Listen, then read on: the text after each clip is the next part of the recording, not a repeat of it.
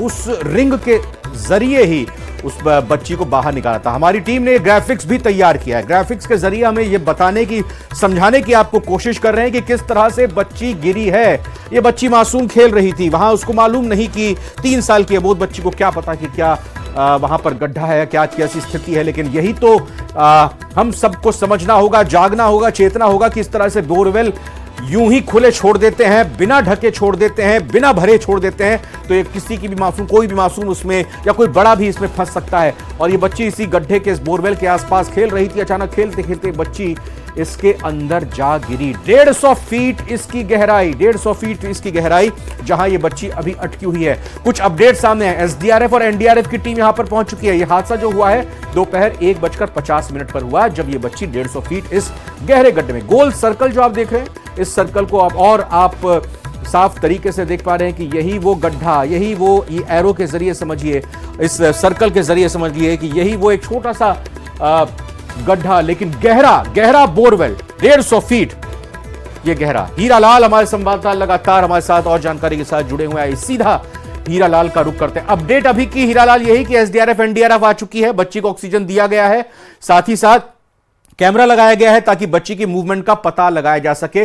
कॉर्डन of कर दिया गया है, मतलब रस्सियों से पूरे इलाके को घेर दिया गया है। हम आपके पीछे देख भी सकते हैं। और अपडेट बताइए, कितनी उम्मीद, किस तरह से बच्ची की मूवमेंट देखने को मिली है अभी?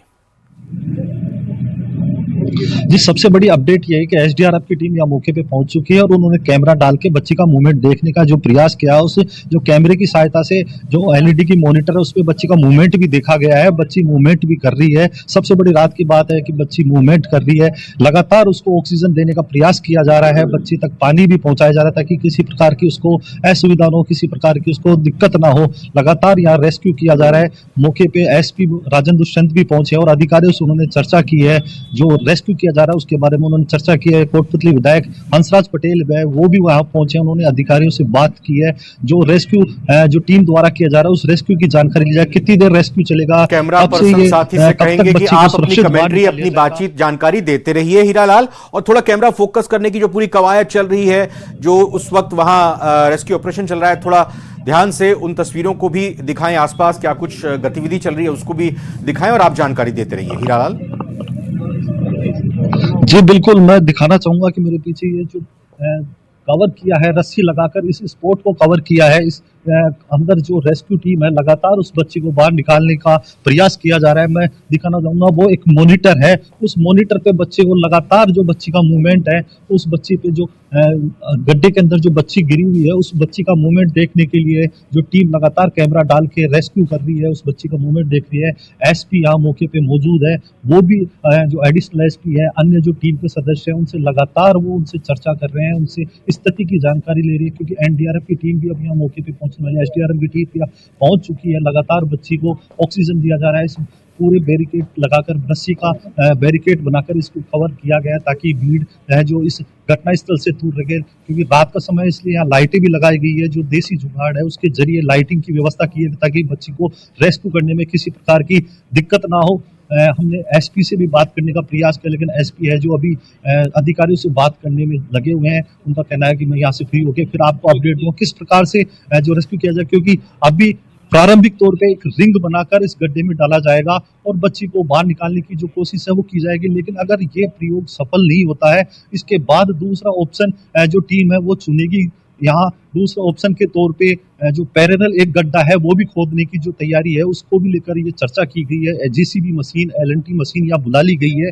अगर ये दूसरा ऑप्शन काम करता है तो उसके जरिए जेसीबी की मशीन के जरिए यहाँ पे गड्ढा पैरेलल खोदा जाएगा। मैं दिखाना चाहूंगा पीछे जो जेसीबी है, लगा 3 से 4 जेसीबी मशीन यहाँ मंगवा ली गई है, क्रेन यहाँ मंगवा ली गई है, 3 से 4 एम्बुलेंस यहाँ पहुंच चुकी है। जो मेडिकल टीम है वो लगातार यहाँ पहुंच चुकी है और बच्ची को सुरक्षित बाहर निकालने का जो प्रयास है वो टीम द्वारा लगातार किया जा रहा है। आप देख सकते हैं तस्वीरों में जो दमकल भी यहाँ मौके पे पहुंच चुकी है। दमकल को भी यहाँ किसी अप्रिय स्थिति से निपटने के लिए दमकल भी यहाँ मौके पे मौजूद है। जो एम्बुलेंस है, मेडिकल टीम है, पुलिस के आला अधिकारी है, प्रशासनिक अधिकारी है, जो एसडीएम ब्रजेश चौधरी है वो भी यहाँ पहुंच चुके हैं। एसपी है वो भी मौके पे पहुंचे हैं। विधायक कोटपुतली हंसराज पटेल है वो भी पल पल की अपडेट जो स्थानीय जो अधिकारी है उनसे ले रहे हैं। जी हीरालाल, एक तो ये बताइए, जो दर्शक अभी जुड़े हैं, जो जानना समझना चाह रहे होंगे कि आखिर ये हादसा हुआ कैसे, ये बताइए, और कोशिश कीजिएगा आसपास अगर कोई प्रतिनिधि या कोई संबंधित व्यक्ति जिनसे आप बात कर सकें, बिना ये ऑपरेशन प्रभावित हुए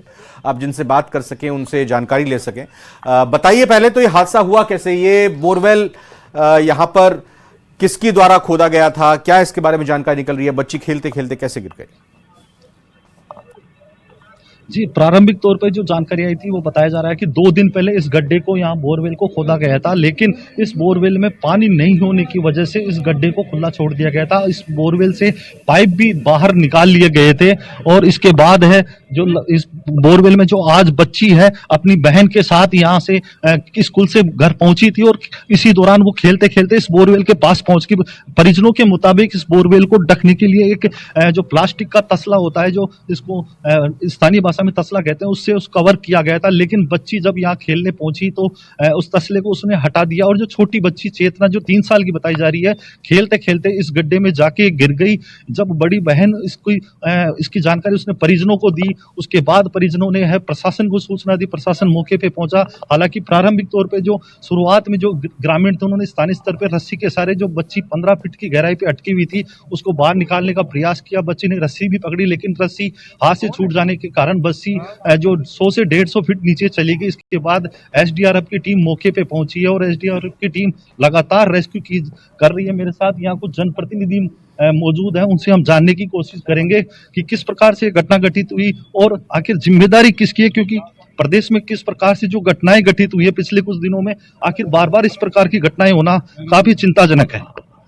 क्योंकि ये पहले से पंचायत राज ने भी इनके आदेश निकाले थे, जो सरकारी बोरवेल है या कोई भी है तो उनको ढका जाए, जो पर्सनल खातेदारी की जमीन है उनको खुद जवाबदारी होगी।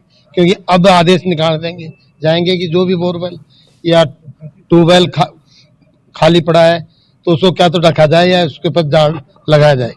आखिर बार बार प्रदेश में इस प्रकार की घटनाएं होती हैं, कोटपुतली के इस कीरतपुरा में भी ये घटना घटित हुई, पूरा अमला प्रशासनिक अमला है, जनप्रतिनिधि है, आप भी जनप्रतिनिधि हैं, आपकी भी जिम्मेदारी बनती है कि ग्रामीणों को समझाई की जाए ताकि इस प्रकार की घटनाएं नहीं हो।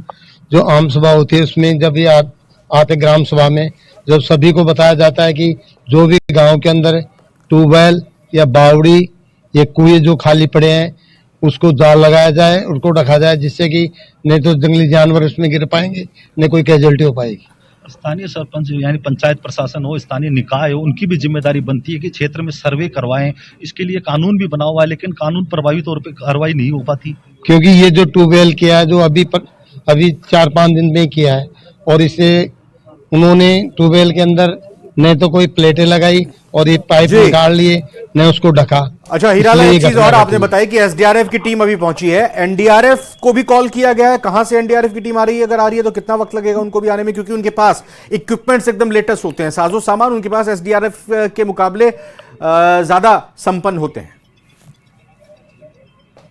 जी, एसडीआरएफ टीम के पास जो संसाधन मौजूद हैं उनके जरिए लगातार रेस्क्यू किया जा रहा है। चूंकि एनडीआरएफ टीम के पास इक्विपमेंट जो होते हैं वो काफी उच्च क्वालिटी के होते हैं, कुछ नई टेक्नोलॉजी के होते हैं, तो एनडीआरएफ टीम को भी सूचना दी गई है। कुछ देर में एनडीआरएफ की टीम यहाँ पहुंच जाएगी। उसके बाद जो रेस्क्यू की कार्रवाई है वो और तीव्र गति से होगी, क्योंकि जितनी देर इस रेस्क्यू को करने में बात करते करते आइए वहां पर जहां पर जो अभी ऑपरेशन चल रहा है, क्योंकि पीछे से लोग हैं वो दिखाई नहीं दे रहे, हमारे दर्शक देखना चाहेंगे जहां पर पूरा ऑपरेशन चल रहा है। आप थोड़ा मूवमेंट